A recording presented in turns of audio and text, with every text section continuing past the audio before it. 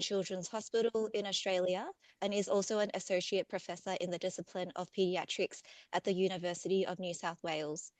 Brendan is the chair of the ANSPID network and secretary of the World Society for Paediatric Infectious Diseases, otherwise known as WSPID, and his research interests include antimicrobial stewardship and resistance, bloodstream and fungal infections, especially those affecting children and young people.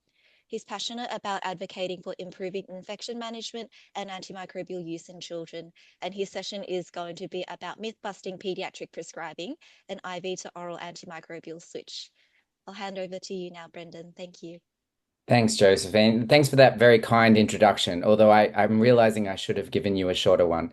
Um, I'd just like to thank Josephine and NCAS for inviting me. It's a thrill to be with you and just acknowledge the traditional owners of the land on which we're joining wherever we are. I'm joining you from the land of the Gadigal people of the Eora Nation and pay my respects to Aboriginal and Torres Strait Islander elders, past and present, and extend those respects to any First Nations people that may be joining us. So look, thank you very much. I hope you're all as excited about myth busting and IV to oral antibiotics, which as I am. But either way, you'll be hearing about it from me for the next few minutes. So let me just see if I can make this work. Why are we still talking about this? I think I'm preaching to the choir here in this group, but it's worth reflecting and in our conversations to others, perhaps who are less convinced that IV therapy is associated with longer length of stay in hospital, with risk of line infections, with extravasation injury, and with other complications. It's associated with lower quality of life for our children on IV therapy and their parents and carers, and higher costs to healthcare. So direct costs, indirect costs, and the increasingly acknowledged environmental costs. What's the scale of the issue? Well, in our estimates, around half of children admitted to hospital receive antibiotics at any one time, and about a third of those are receiving IV antibiotics when they could have been transitioned to oral antibiotics safely. So, I just want to talk about some assumptions before we bust or partially bust them. And so these assumptions are that intravenous therapy is the default for serious infections, and that recommended antibiotic durations for many conditions have been decreasing, and some are likely still too long. So we'll see by the end of this whether or not you think these are assumptions that I hold are true, or whether or not these also need to be busted. So to proceed with this, I think it can be helpful to ask three questions. So what is the basis for any of our guideline recommendations for antibiotic duration? What's the basis for recommending intravenous versus oral antibiotics or some other route? And how can we improve these recommendations for children in future? So, antibiotic duration is actually based on a number of things. And you can see here that I've listed natural history and historical practice, sometimes a bit of both, observational studies, and randomized control trials. And moving from left to right on this slide, you have increasing amounts of actual input into the basis of our current recommendations. So, the vast majority of our recommendations based on historical practice and an understanding of natural history. But we are starting to move towards higher qualities of evidence towards the right-hand side. Where we do have this evidence, and this is increasingly gathered for a few sort of conditions where, to be fair, it's somewhat easier to study, such as urinary tract infections and community-acquired pneumonia, the evidence is favoring shorter therapy overall and more oral therapy.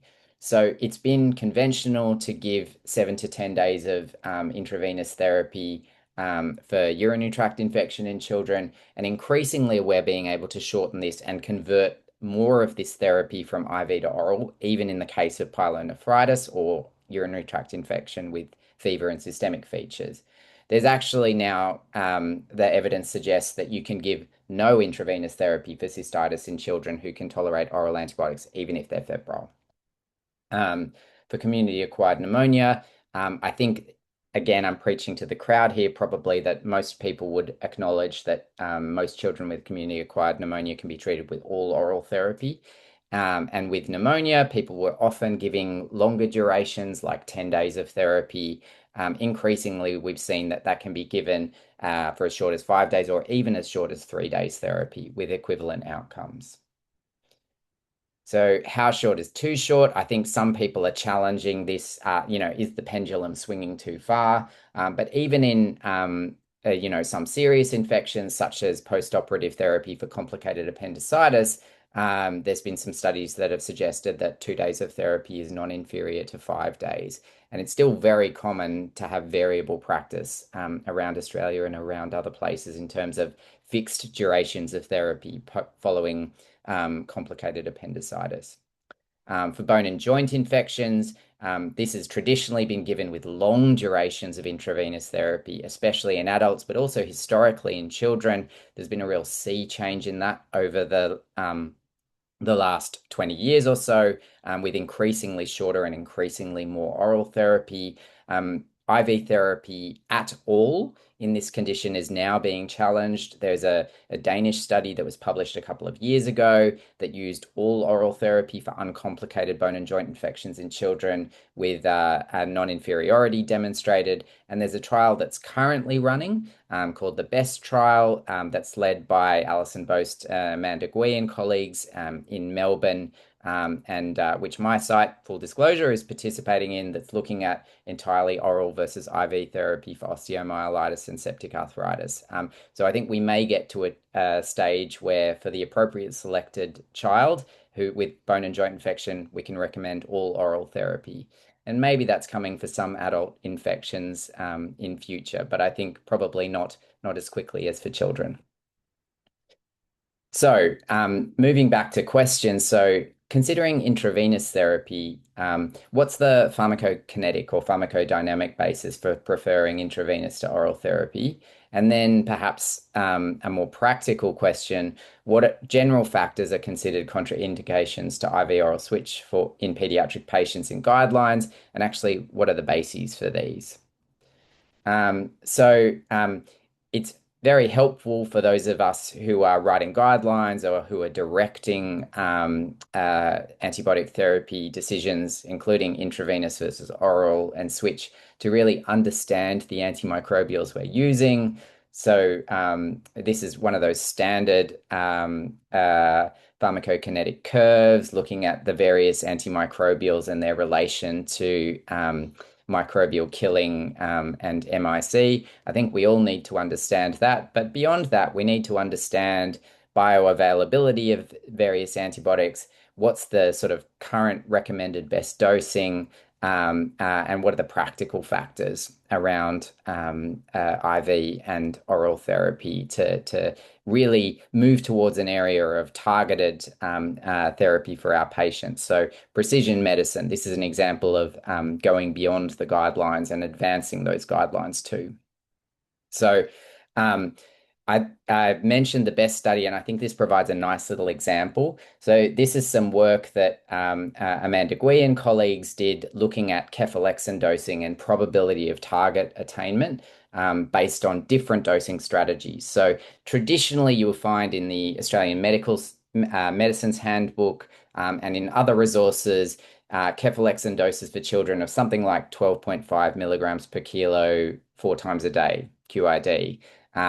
These doses are not actually what we're tending to use for serious infections in children these days. And this has been further refined by Amanda Gui's and colleagues' work and the work of some others, suggesting that actually we can use higher doses like 45 milligrams per kilo and at lesser frequencies, which are easier to give, like 3 times a day, and still have excellent target attainment for achieving adequate microbial killing, so probability of target attainment for Staph aureus bone and joint infections. And so That has been published and has moved on to inform the doses that are recommended in this trial. So this is the best trial that I mentioned.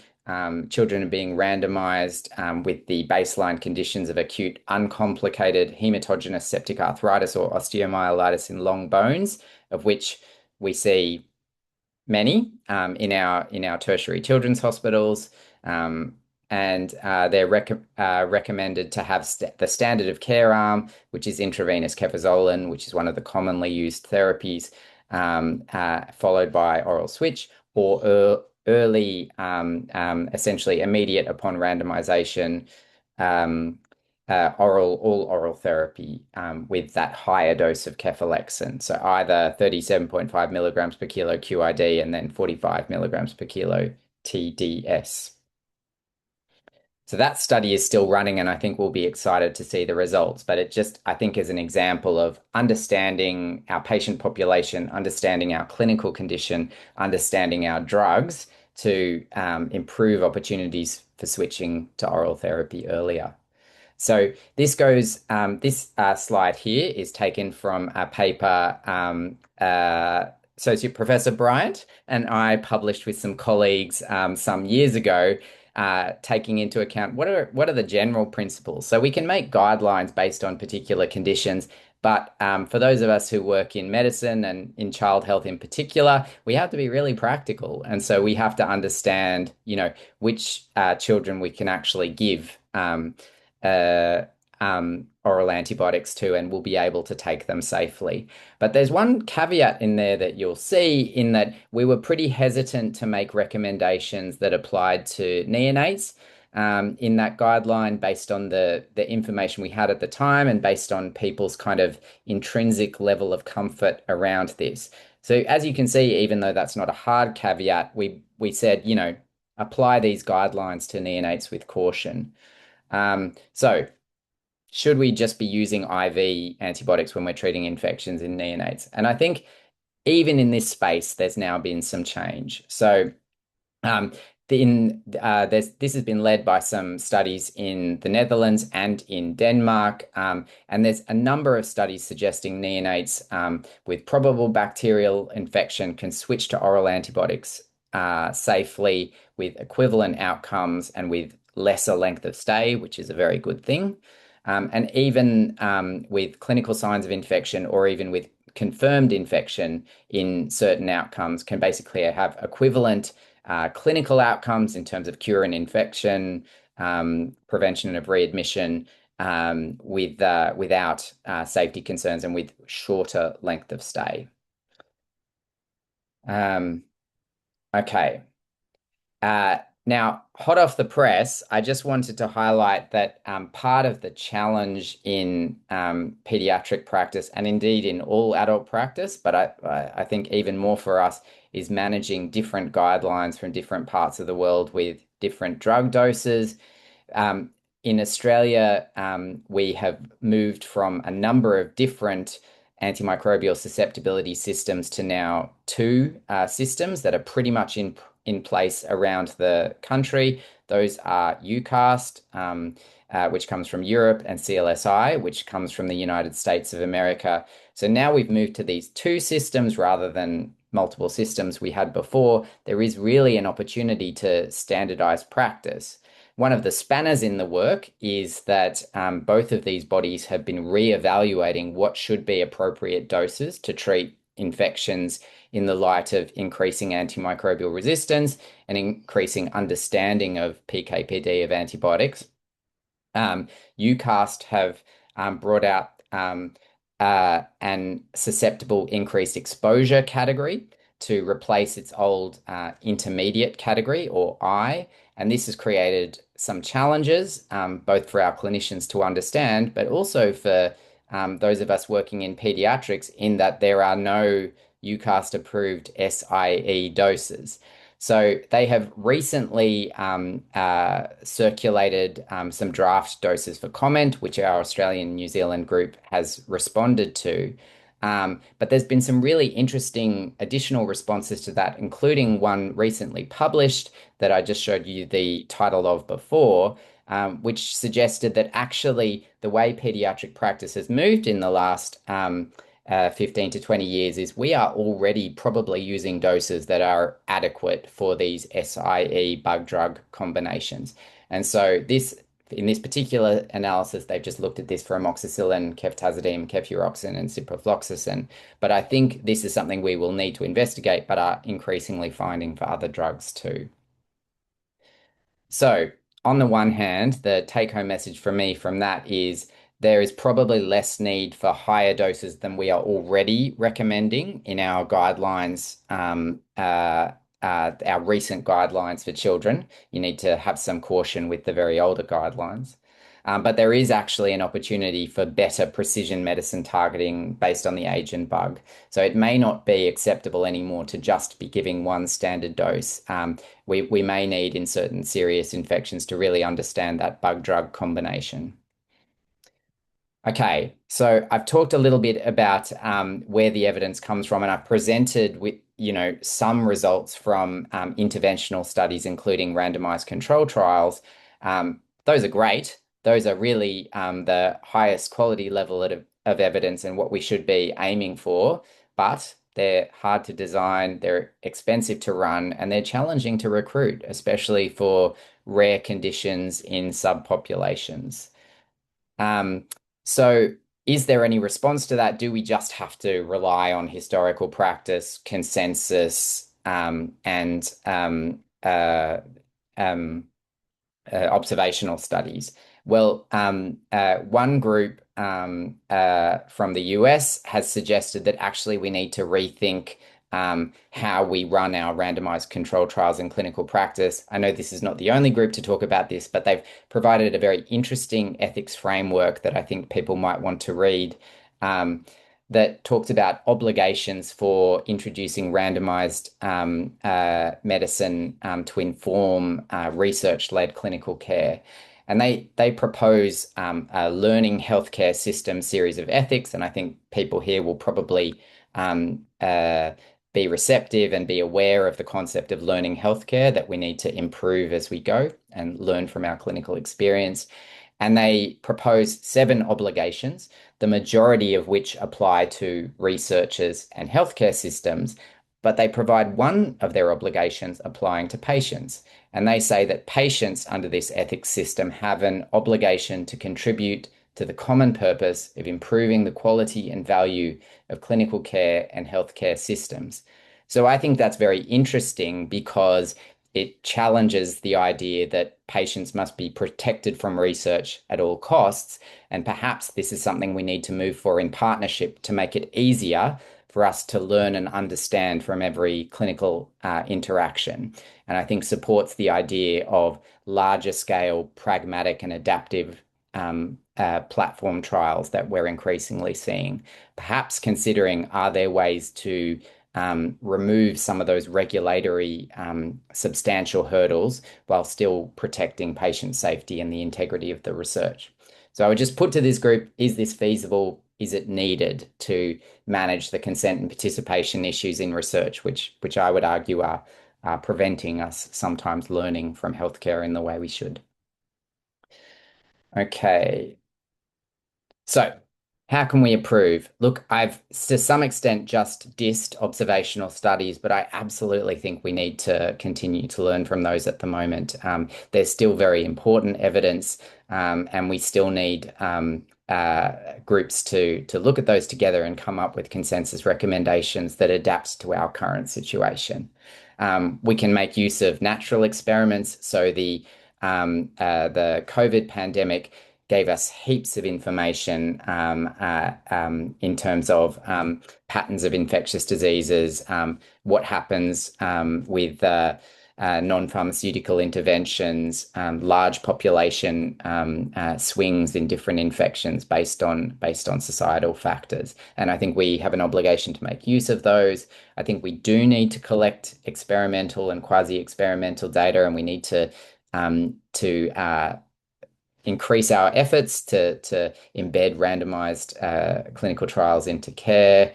We need to keep working on those guidelines. And even if we can only achieve incremental change, I think we have an obligation to do that, to understand and be up to date with best practice. And as I mentioned with the last slides on the ethical framework challenging our current practice, perhaps we need something of a research revolution to really embed research-led clinical care into our daily life. So my take-home messages are: the bug doesn't know how the medicine was given, and so really ask yourself when prescribing for this patient, could they actually be safely given an oral antibiotic now? There's some excellent guidelines that I would refer you to that can help you answer that question. A lot of other antibiotic guidelines are too conservative, and so I think we need to, like, with, limits and caveats and safety, be not afraid to challenge those guidelines when we've got a patient in front of us who looks like they would be okay with oral therapy or even stopping antibiotics. And to study and improve, we need to be bold. Down with dogma. Okay, my references can all be gathered from that QR code there. And I would just like to thank you all very much for the opportunity to come and speak today. Thank you, Brendan, for your excellent talk. That was really insightful. As a reminder, we'll reserve all questions for a combined Q&A session after both presentations. And I'll now present our next speaker, Associate Professor Penelope Bryant. She is an infectious diseases physician at the Royal Children's Hospital in Melbourne, Victoria, and an immediate past chair of the AMS committee for the past 15 years. She is also the current chair of the National Paediatric AMS Group, the paediatric representative on the AMS Jurisdictional Network, and a researcher through the University of Melbourne and the Murdoch Children's Research Institute. She'll be presenting on the 6 S's of surgical antimicrobial prophylaxis today. Over to you, Penelope.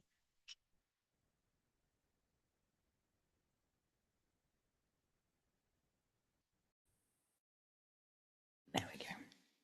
Thanks very much, Josephine. Can you see that? Great. Well, thank you very much, Josephine, and to the team at the National Centre for Antimicrobial Stewardship for inviting me to present at this webinar. Like Brendan, I was very delighted to be asked. I'm today on Wurundjeri country, so I'd like to acknowledge the Wurundjeri people of the Kulin Nation, pay my respects to all of them. So off we go with wrangling the 6 S's of surgical antibiotic prophylaxis in children. Now, this might not sound like a highly interesting topic, but I actually find it completely fascinating. So hopefully by the end of this, you'll be slightly fascinated as well. So today I'm going to divide my talk into three sections, a bit like Brendan did. Why should we worry? What can we do? And how can we do it? So why should we worry?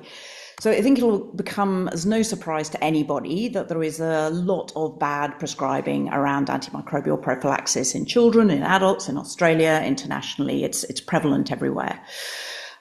We did a point prevalence survey of the tertiary children's hospitals in Melbourne in 2012 and found that by far and above the worst prescribing was happening in paediatric surgery. So the blue bar is appropriate prescribing, and as you can see, it was only about 60%. Alongside this, the team at NCAS also published the surgical NAPS data, which you'll be aware of, delving more deeply into individual departments, and found a very similar rate of appropriateness, actually, which was about 60%. In peri and preoperative prescribing, but when they looked at post-operative prescribing, this was dramatically worse, at only about 40% appropriate. So if we're looking at where people are prescribing too much antibiotics, it's in breadth and length. And so in our study, we found that 17% of prescriptions were too broad and 32% too long. And in the surgical NAP, 16% were too broad and 62% were too long. So why does this matter? Well, I put these up because it really, I think, is probably child's play by now. But overuse of antibiotics has a direct impact on the driving an increase of antimicrobial resistance. So we can say poor surgical antibiotic prescribing leads to antimicrobial resistance. But we're saying that as infectious diseases physicians, and I think that's a lens through which we see a lot of what we do, particularly as AMS physicians. But when we actually look at the lens from the surgical point of view, it's actually quite different. And so from their point of view, poor surgical antibiotic prescribing leads to wound infections. And that's very much on their minds. Wound infections have been well recognized since many millennia ago. This is from Mesopotamia in about 2500 BCE. And it was very clear even then that wounds got infected and that something needed to be done about it.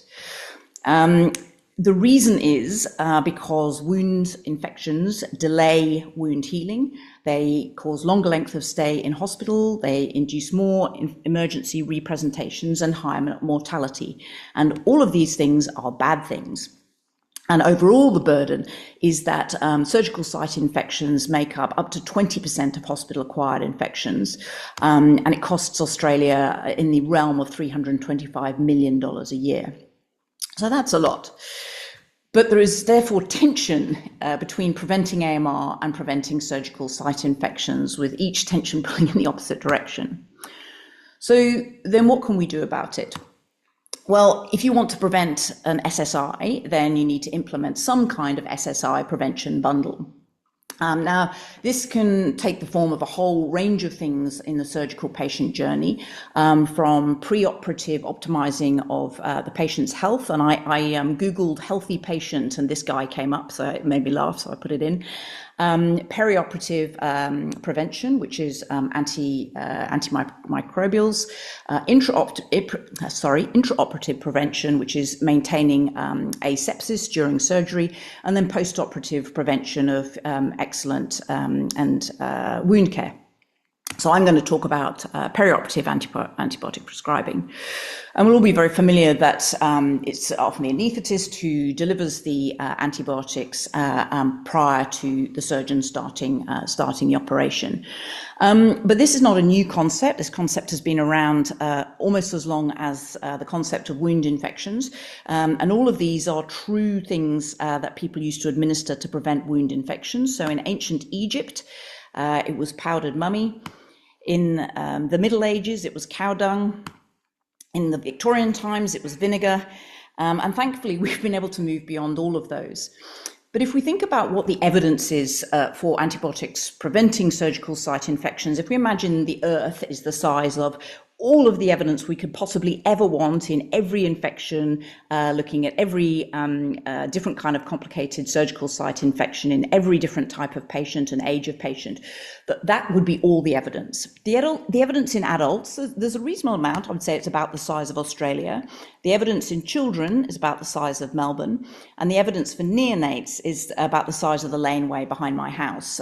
So there's really very much less evidence in children and neonates. And so because of that, what we've had to do is largely adapt what we do in children based on the adult data. And there's good reason for that, in that there aren't, unlike pediatric infections, there probably isn't as much difference between adults and children in how to prevent a bacterial infection. And so last year, we came up with, on behalf of doing this via what's called the ESPID purple pages, actually a bit more pink, but called the 6 S's of surgical antibiotic prophylaxis in pediatrics. And it made me laugh when Brendan was saying pragmatic several times, because that really is the situation with children, is that we often have to find a pragmatic approach. And the idea behind this, it was a collaboration between myself and Nigel Curtis, who's also an ID physician at the Children's, Pauline Salib, who's our AMS pharmacist, and Vanessa Clifford, who's an ID physician and microbiologist. And what we're trying to do is come up with a framework for how to manage this problem in children, under the title of the 6 S's, which I'll go through. So the first one is specific procedures, and it's really the need for prophylaxis at all. So is there an increased risk of post-operative infection?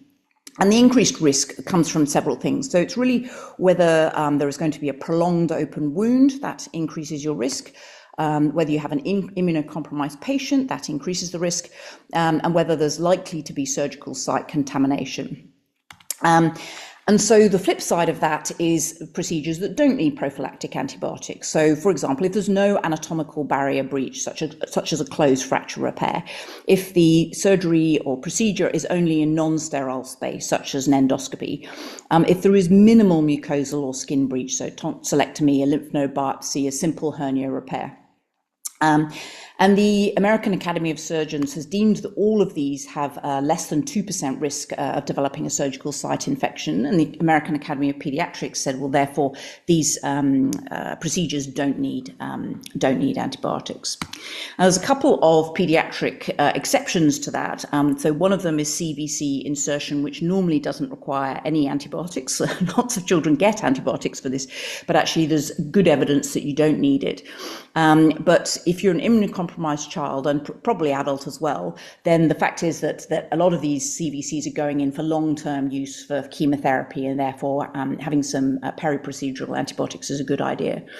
Similarly, in adults, cystoscopy, urinary cystoscopy, does not recommend antibiotic use, but because in children the vast majority have urological abnormalities, they move from being what looks like a simple cystoscopy to actually being a complicated cystoscopy for the same procedure, and so they also have a recommendation for antibiotics. All right, next S is suitable antibiotics. So this is around finding the narrowest spectrum choice that fits the need for the pathogens that would cause a surgical site infection for this operation in this patient. So by this operation, we are talking about, does this operation have prolonged skin opening? So do you need staph and strep skin pathogen cover? Is it going into a surgical site such as the bowel where you might need anaerobic cover? Is the hardware involved? So coagulase negative staph might stick to it. So you need to have a think about what the operation is. And then secondly, the patient. And so this is around whether the patient is immunocompromised and do they need potentially broader cover. They often don't, but potentially they do. A lot of surgical antibiotic reviews talk about patient age, and there's a great difference in patient age in children needing surgical prophylaxis. And I don't think this is really true, because even neonates we usually give cefazolin for or similar gut cover as we give older children. Much is made of the fact that they have different maturity in kidney and liver function, but I think it doesn't dramatically change the prophylaxis. What does sometimes change prophylaxis is whether they've had previous resistance, so gram-positive MRSA or gram-negatives ESBLs, but noting that if you're only going through the skin and your ESBL's in your gut, you don't need ESBL cover for a skin operation. And then, of course, if you're in a higher risk group, such as indigenous groups have a higher risk of MRSA, whether you need to cover that up front without having the microbiology. Another thing that changes what you might choose as an antibiotic is the next S, which is severe antibiotic allergy. And this often comes up as a question for us in infectious diseases and AMS is, when is an allergy not an allergy? So which types of allergy do we mean? And when you ask a parent, has your child ever had an allergy to an antibiotic, we'll often find a story of a rash when they had amoxicillin, or side effects such as vomiting. We're all familiar with the red man syndrome with vancomycin infusion, and none of these are the type of allergy that we're talking about. So is the type of allergy we're talking about hives, which is an immediate type 1 hypersensitivity reaction? We'll hold that thought for 1 second, because what I actually want to talk about is what we're really talking about, which is delayed hypersensitivity to penicillin. So it's very severe reactions such as Stevens-Johnson syndrome, such as any really kind of blistering rash, and dress syndrome with eosinophilia. So if you have any of those reactions to penicillin, you shouldn't use cefazolin as a prophylactic antibiotic, and choose something else instead. For example, vancomycin or clindamycin. I'll go into that in a second. But back to hives. What about hives? Well, actually, there is now a reasonable amount of information and data that even if you have an immediate hypersensitivity to penicillin, even anaphylaxis, you can still give cefazolin as prophylaxis, partly because there's a very low rate of crossover between the two types of beta-lactam in that direction, so less than 10%, but also as long as you're monitored is usually the advice, and you have the best monitor in the world, which is an anaesthetist standing right there. All right, the next S is start at the optimal time, and that's to ensure that antibiotic levels are high enough at the site of infection before knife to skin, so that any errant Staph aureus that's hovering around on the skin and might try and make its way in is quickly squashed. So most reviews talk about within 0 to 60 minutes prior to knife to skin. But actually there's some evidence that you can give antibiotics up to 2 hours prior to knife to skin, but certainly not longer than 2 hours. There have been a few studies looking at the difference between 0 to 30 and 30 to 60 minutes prior to incision, but actually a more recent systematic review shows that there probably isn't any difference between those two. And so pragmatically, we sort of have come up with between 15 and 60 minutes, because that's a reasonably large amount of time that you can actually give the antibiotics. But also at time 0, you won't have the antibiotic levels by the time the knife is to skin. So you really do need to have a little bit of time before that. And obviously, if you have a longer infusion, such as vancomycin or metronidazole, they need to start earlier because it takes longer for the infusion to get in, and therefore the levels in the blood to be high enough. All right, the next S is single dose, and this is one of the strongest recommendations from all antibiotic guidelines, is that for the vast majority of surgical infections, only a single dose is needed. And so the reason is because the therapeutic duration, and I think there's a very similar graph that Brendan had, the therapeutic duration for a single dose of antibiotics covers most operations. The distribution is via the bloodstream to the site, so it gets there. And also with surgery, there is usually only a very small bacterial inoculum. So we're only trying to prevent infection from a small number of bacteria rather than treat an established infection with many more bacteria. So a single dose is almost always all that is needed. There are a few caveats to that. So the first one is that if the operation goes long, that the patient should be redosed intraoperatively. And the current thinking is that you should redose as soon as you've reached 2 half-lives of that antibiotic, whatever it is that you're giving. And cefazolin is the one we use most often, and 2 half-lives of cefazolin is about 4 hours. So the recommendation is to dose at 4 hours if your operation is going longer than that. Similarly, if you have a lot of blood loss during your surgery, you should be redosed intraoperatively, because with your losing blood, you're also losing your antibiotic. And then what about if you have you do your operation and then you find an infection, and so it's not a small inoculum? Well, that takes us on to the final point, which is stop. So single dose and stop are not completely dissimilar, but the concept really is when to stop. So I've asked Judge Judy to come in and rule on this, and she has devised 2 rules with a little bit of help from me. So rule 1 is stop the antibiotics. Essentially, once the operation is finished, don't need any more antibiotics. Rule 2 is refer to rule 1. So it's really quite simple. It's really all about stopping. And there are lots of myths that prevent people from stopping. And these references I've got below has each busted one of these myths. First of all, the myth that prolongation does no harm. That's not true. Surgical antibiotics have been shown to increase side effects in patients and prolonged stay in hospital. More is better to prevent SSI. Again, not true. Lots of studies in adults have shown that a single dose is just as good at preventing SSI as multiple doses. And an ongoing myth, and certainly this is true at our hospital, is that drains need antibiotic cover. And as long as you've got a drain in, including an intraventricular drain, you need antibiotic cover. There are a couple of exceptions. So there are some data, it's not super strong data, that cardiac surgery to correct congenital cardiac disease and orthognathic surgery for jaw distractions in Pierre-Robin sequence do better if they have a full 24 hours of antibiotics rather than just a single dose. But there are really very few exceptions. The other exception was what I was alluding to a moment ago, which is what if there is infection? And I would consider that not prophylaxis. So, for example, if you have a child with appendicitis, surgeon goes in and finds an abscess or finds 4-quadrant pus, and then says, continue the antibiotics. It's not continuing prophylaxis. You're now moving from whatever you gave for prophylaxis to giving a conscious course of treatment.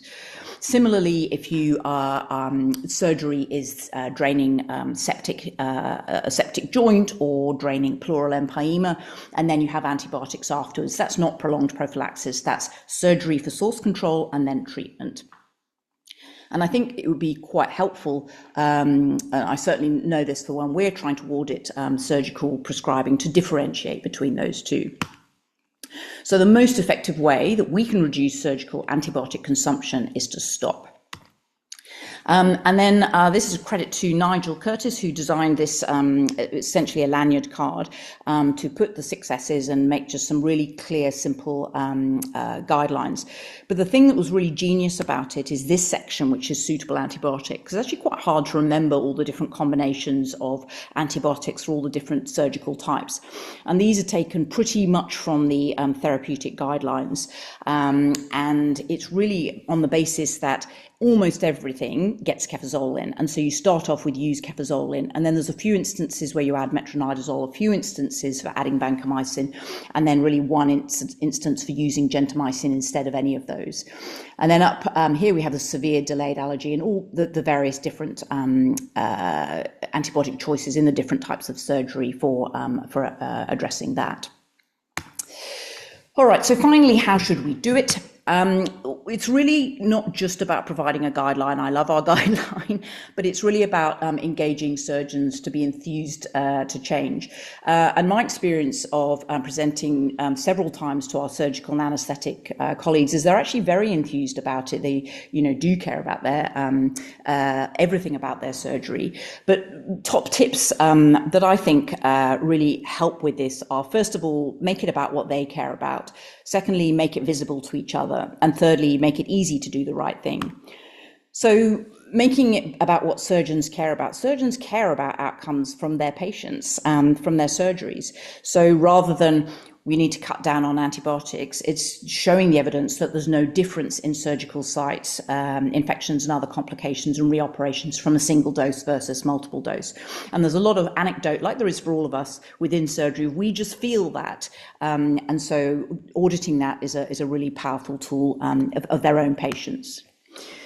Tip 2 is to make peer practice visible. So peer comparison is a very effective, perhaps one of the most effective AMS strategies, partly because people are competitive, but also because nobody actually wants to be an outlier. And most importantly, because people do actually care about patient outcomes. We all care that our patients do well. And then, so as part of this, you'll all be aware of the surgical NAPS, which is run by NCAS, where they specifically look at what's happening in surgical prescribing. And this is data that was published by the Department of Health a few years ago. And you can see an increasing number of hospitals engaging with surgical NAPS, which is a good way of not only monitoring, but also showing everybody else what you're doing, and you can see what everyone else is doing. And what they found was actually pretty low rates of pre-surgical adherence at 68% and even lower with post-surgical adherence at 57%. You can also do this individually at your own hospital. So this is an audit that we did a couple of years ago at the Children's Hospital, and we looked at a variety of things. But here, this graph shows the prescribing for all the children who actually received antibiotics. So we also looked at procedures where they weren't supposed to have antibiotics, but for all the procedures where they were supposed to have antibiotics. So the green is all at 100%. We then looked at how many patients were still on antibiotics at 24 hours post and how many were still on at 48 hours post. And while not naming and shaming much, you can see there are some culprits there. And what really that is, again, is not to shame anybody, but to say that's the first target of our intervention. And we also showed low pre and especially post-surgical adherence to prophylaxis. And then thirdly is make it easy. So I've even had a surgeon, the head of orthopedics, said this to me at one of the meetings I was presenting at, and he said, "We're simple folk. We do as we're told." And they sort of do want to do as they're told, but they also still want to continue on the antibiotics. So how do you make it easy? So first of all, if you don't have an EMR, electronic medical record, the key is just really trying to keep the guidelines simple. And we've already talked about ways that we can do that. But if you have an EMR, then the opportunity is to keep everything simple. So you can design preset order sets where there's only a single dose only for the antibiotics. You can have automatic stop orders so that surgeons have to actively re-prescribe if they want more antibiotics. A theatre checklist to include antibiotics, and then in an ideal world, decision support. And we thought that this is really important, doing decision support for the surgeons to help them do what they want to do, really. And I'll just briefly show you this, which is a screenshot from our Epic EMR. And as you can see halfway down the slide, that there's already a question when they're ordering a surgery and booking theatre, there's already a question, is antibiotic prophylaxis required? And previously they clicked yes, and then they would have to look up which prophylaxis is it for which surgery, and then type in cefazolin or and then type in the dose and type in the frequency, and then go to the next page and click accept. And so what we realized is that we could do the whole thing with 2 buttons. So once they've clicked yes, this now comes up, system, and so they just have to say what type of surgeon they are. And here I've clicked upper GI, lower GI, abdominal, and then the indications come up that are purely related to that system, and then they click appendicectomy. And then what happens is that this comes up, and as you can see, they've said, the EMR has said you need cefazolin and metronidazole. And if the patient had an allergy or had a flag for resistance, then EMR will automatically amend that choice. And then all they have to do, they can change to something different if they want to, by clicking do not order, but otherwise they just click accept and off they go. So it's much easier than the previous prescribing. And the final thing I want to say is that it's not just about having a guideline. Now, all these bodies that I've put to the right have either written, good surgical prophylaxis guidelines, but also some of them, and particularly point you to the NCAS website and the New South Wales Clinical Excellence Commission. They're really good processes for how to write a guideline on surgical antibiotic prophylaxis, how to determine what the barriers are with your surgeons, how to effect behaviour change, and how to implement a pathway. Because improving surgical prophylaxis prescribing does need more than just a guideline, although a pragmatic guideline is a good start. Any questions?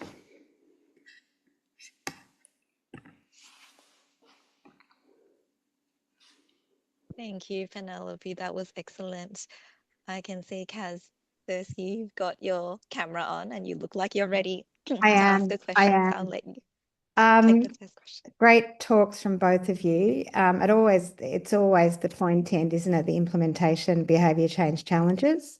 So it'd be really interesting to hear from you, Penelope. How's that going?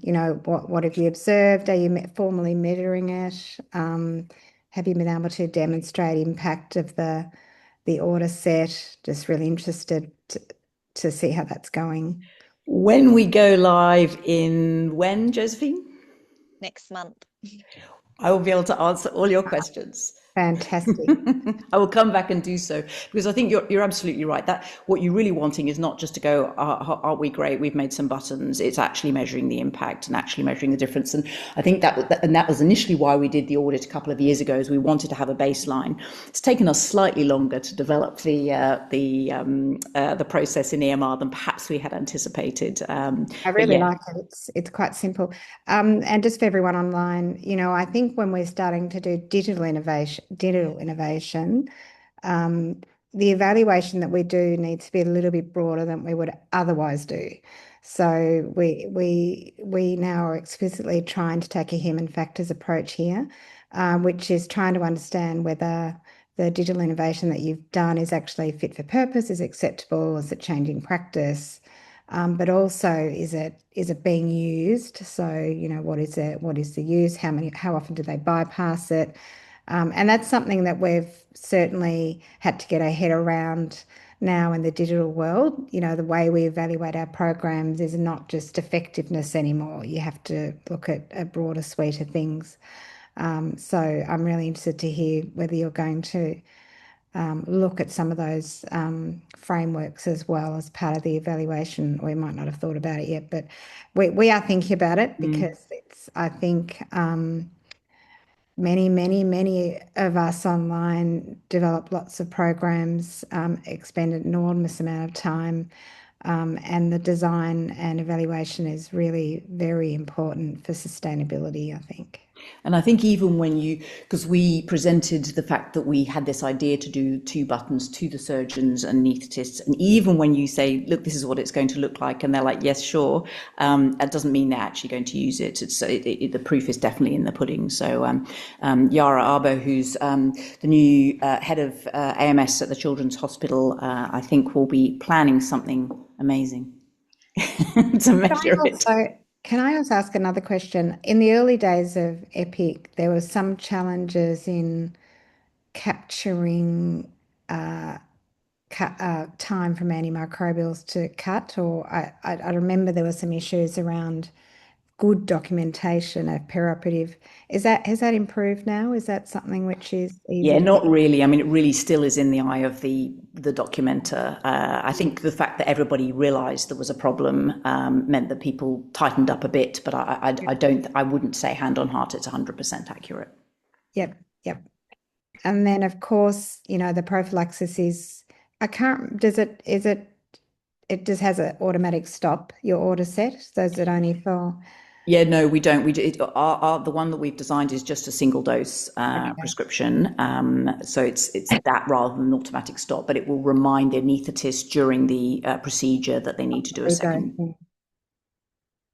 So does that mean for very complex operations, which are, 3, 4, 5, Peter Mac, just as an example, we have operations that go for 12 hours with repetitive intraoperative dosing. Is it sophisticated enough to have that sort of decision support, or it's really up to your anaesthetist to remember that needs redosing? No, it will remind the anaesthetist.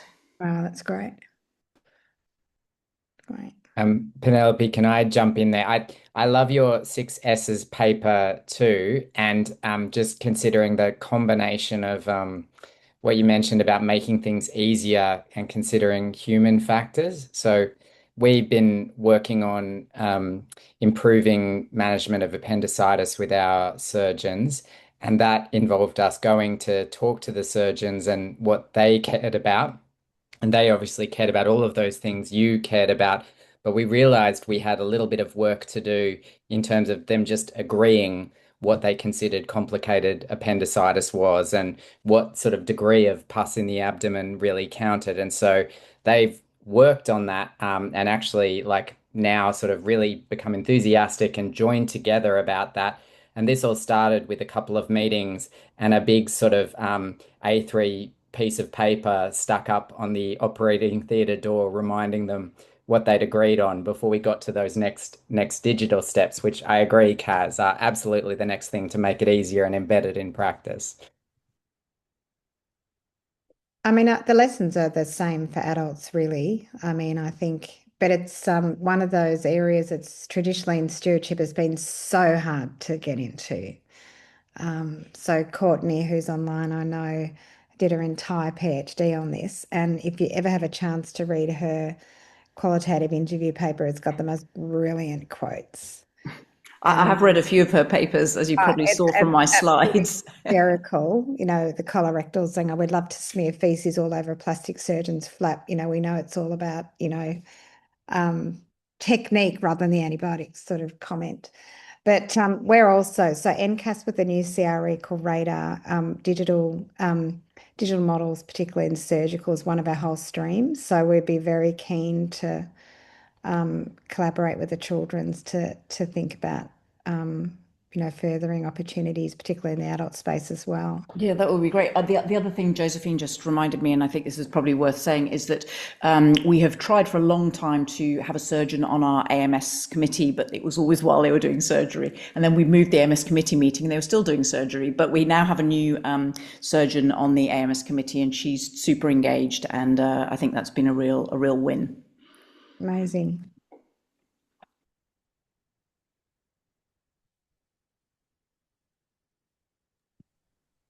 Excellent. I've got a question for you, Brendan. Just on the point around IV to oral switch, you talked about children with fever, how fever alone doesn't prevent switch. I was hoping to get you to talk more about that point, just for the audience in the room today. Yeah, thanks very much. I mean, this comes back to the sort of historical practice, understanding of natural history, sort of baseline caution, and really for kind of no condition in children has fever alone been demonstrated to be something that should determine a need for intravenous antibiotics. It's just part of our standard approach in terms of um, considering one of the risk factors for serious infection in children. But having a fever or not doesn't determine whether or not the an adequately dosed oral antibiotic, provided the child can take it, can actually reach the site of infection and adequately treat that infection. Um, the problem is this is often kind of not built into studies, and so people will fall back on their pre-existing beliefs. There are a couple of studies that have actually looked at this, and in one study, whether you give in of pneumonia in children, whether you give IV or oral antibiotics, didn't change the time to resolution of fever at all. So you could give those kids with pneumonia and fever oral antibiotics, and they do just as well as the ones with IV antibiotics. And there's a study looking at it from the other direction where the step down to oral antibiotics in bone and joint infections didn't prompt recrudescence of fever. So the challenge is often people are used to treating things a certain way, and they'll have some arbitrary rule which actually varies from place to place, saying stop oral antibiotics when they've been 24 hours without fever, etc. The duration varies, but it's actually based on pretty little evidence, and probably we need to be doing better in understanding the condition, the clinical condition, the overall, state of the patient and the antibiotics. So provided we're adequately taking those into account and dosing, fever alone doesn't necessarily need to be a barrier to oral switch. Can I ask another question, which has always fascinated me? How much impact does the palatability of the oral antibiotic have in terms of physician and patient preference? And Uh, second part of that question is that when you compare Australian prescribing to Scandinavian prescribing, not only do they have a whole lot less antibiotics, but they do not throw around cefalexin and blah blah yeah. blah. How much is that playing into what happens? Yeah, I think that's hugely important and often understudied and underconsidered. Like generally, people who work in child health, whether that's hospital or GP, learn about palatability relatively quickly because certain antibiotics taste good and certain really taste pretty bad. So cefalexin CAS is actually tastes pretty good, and I there's a know. reason why that's That's why we popular. have an epidemic of Yeah. cefalexin use in Australia. But so does Bactrim, trimethoprim sulfamethoxazole, amoxicillin tastes pretty good. Clindamycin famously tastes terrible. Flucloxacillin tastes pretty bad. There are a whole bunch of other antibiotics. That palatability is a real feature, and there has been um, inadequate resources uh, devoted to improving the palatability of some of our, I guess, more niche medications, including some narrow spectrum ones that we'd like to give to kids. But I think it is absolutely a huge factor, especially for those younger children who can't take capsules or tablets. So that's especially true for, kids under 5 or so. The age range varies a little bit, but yeah, it's a huge factor. That's another project for you, Brendan.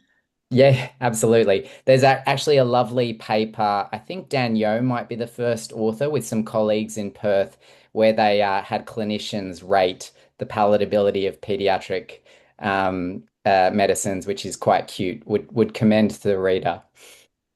Thank you. We will put that up. Well, I think we're at time. Joseph, We are at time. Thank you again to Penelope and Brendan for your excellent talks today. As a reminder, the session today will be available on the NCAS website, and our April topic will be primary care. That's going to be hosted on the 15th of April. Thank you, everybody. Thank you, team.